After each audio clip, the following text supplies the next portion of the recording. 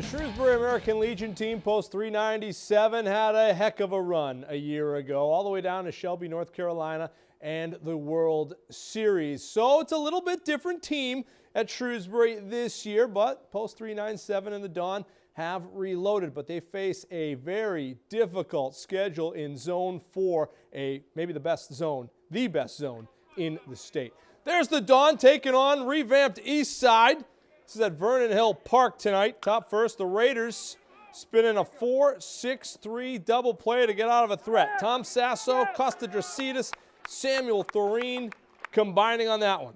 John West on the bump for Shrewsbury, the new young gun, the big fella, dealing with a strikeout in the first. Top second, Declan McSweeney, the base hit. Louis DeVolio coming on to score. 1-0 Shrewsbury. Casey Sullivan battles back. Nice strikeout to end the inning. Good battler on the mound is Sully. Bottom second, West throwing a heavy ball for a strikeout to end the inning. Top of the third, it's West at the plate going shopping at the gap. Doubling home Nick Martin. 2-0, post 397. Then it's DeVolio. Hot shot gets through into right. West rambling, the big fella. 3-0, post 397. They get the win. 10-0 tonight. Your final. Shrewsbury is 6-0. To the Paul and Johnson ranks, it is Millbury taking on Tatnuck in Senior Ruth action. Drew Goldstein manning the ship for Tatnuck. E.G. missing tonight. 1-0 Tatnuck. Millbury flashing the glove. Edwin Cochran-Valentino backhanding a great throw for the out. He was sensational at third base this evening. Top third, Tatnuck's Matt Turner. Getting into one, deep into the gap, just over everybody. Brandon Krikorian coming on to score. 2-0 Tatnuck.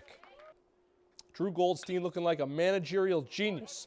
Millbury's Wyatt Lucia fielding his position, knocks down the hard chopper for the out. He battled today as well. Had a quality start. Later in the inning, Anthony Franco, deep shot to the hole at short. Plates Turner, made it 3-0 Tatnuck. Plenty for Kyle DiPilato. Gets the strikeout in the third and gets some help defensively in right. Watch Colin Hines coming on and make the play. Makes the catch. Yep, rolls. And rolls again. All right, maybe the extra roll a little too much, Colin, but they get the win. Tatnuck does 3-0. Your final. I like that roll, the extra roll. This is Kingsway. Summer hoops. In red is Sullivan and Garrity. That's St. John's. The light blue is Girard Financial. Holy Name, it is St. John's is Bobby Duquette to Jay Brunel for the basket in the first half. Johnny's have the lead. Then it's Holy Name's Logan Talbot off the steal. Takes it coast to coast. Girard Financial down by 4. Holy Name shot off the mark. Isaiah Appling grabs the rebound, feeds Clegg Zaraji, and the Naps are within 2. Sullivan and Garrity's. Anthony Rodriguez feeding Mike Sullivan, who lays it up and in for St. John's. 15-7 the lead. Back comes Holy Name. Cam Varney with the basket. Gets his group within 4. Second half, you can hear Kinger calling out the score. Sullivan Garrity up 5. John Love puts them up 7.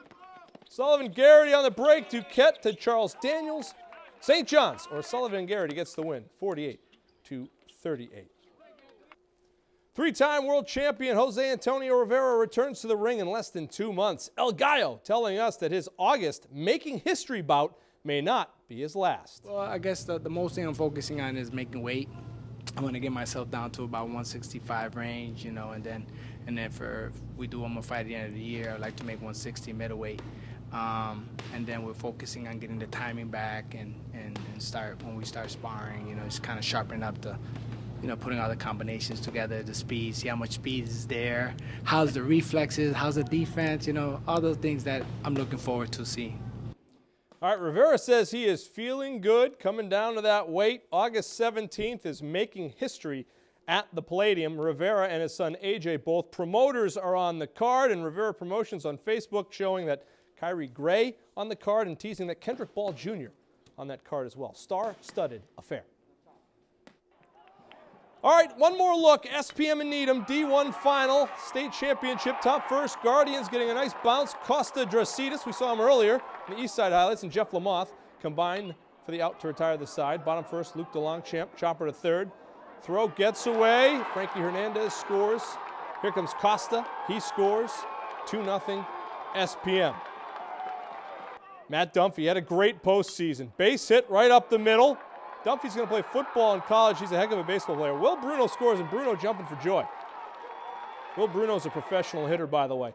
3-0 SPM. Bottom second, SPM loads the bases. Aiden McAvoy draws the walk. 4-0 St. Peter Mary. Bruno delivering with a sac fly. Jared Kaperch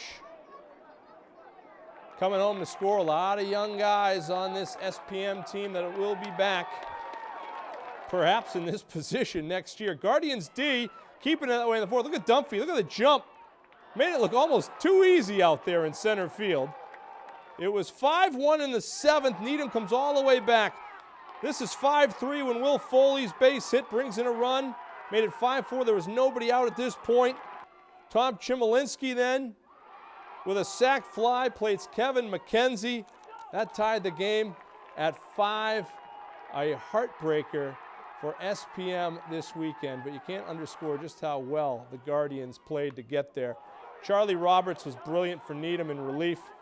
Needham gets the win 6-5 in 8 innings, but a great run for the Guardians. Pittsfield Suns come to town. Worcester Bravehearts. We've got the action beginning live Friday at 7 o'clock. And the Bravehearts were the hosts of those MIA championships at Hanover Insurance Park this past weekend, and John Creedon and the entire crew did a sensational job once again.